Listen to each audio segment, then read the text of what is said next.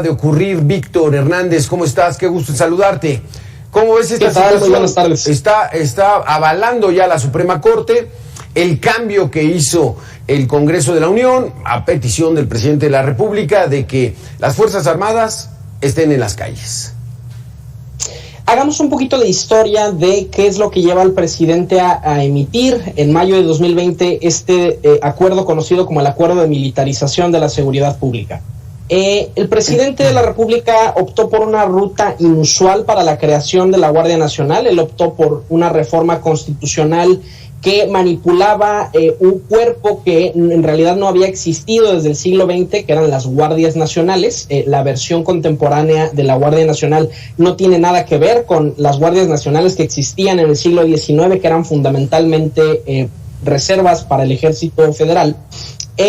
Y llama la atención que el presidente decide reformar la Constitución cuando ningún otro presidente, entiéndase Felipe Calderón, Enrique Peña, cuando crearon sus propias policías, por ejemplo la Policía Federal, la Gendarmería, no optaron por ese camino, sino más bien con reformas a leyes secundarias, cambios administrativos menores.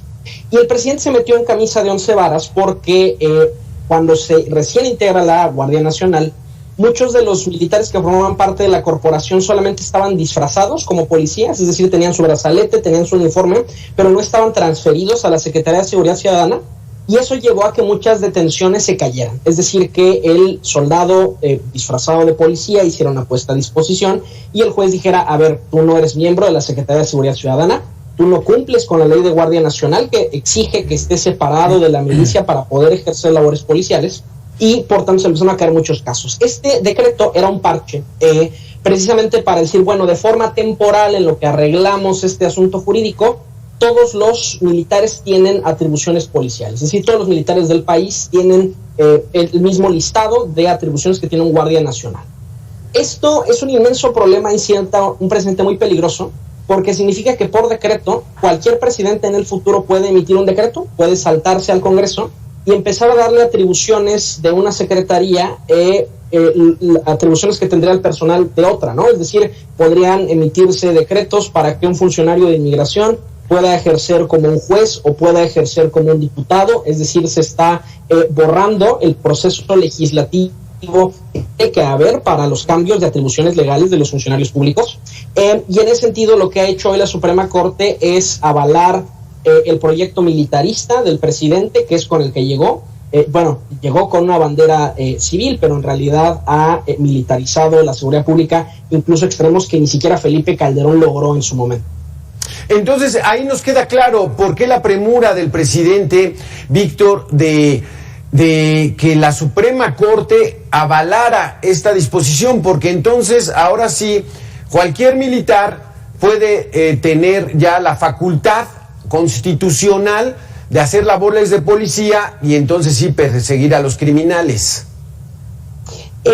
La reforma que vino a resolver este dilema jurídico fue la de hace 2 meses, la reforma de militarización de la Guardia Nacional, que convierte a la Guardia Nacional en la 4ª Fuerza Armada del país, junto con el Ejército, la Marina y la Fuerza Aérea, y la pone a cargo de la Secretaría de la Defensa. Siempre lo estuvo, pero bueno, al menos es romper las apariencias y dejar de fingir que Alfonso Durazo o Rosa Isela Rodríguez tenían alguna vela en el entierro de la seguridad pública y reconocer lo que siempre ha sido una realidad, y es que las Fuerzas Armadas siempre han estado en control de la Guardia Nacional.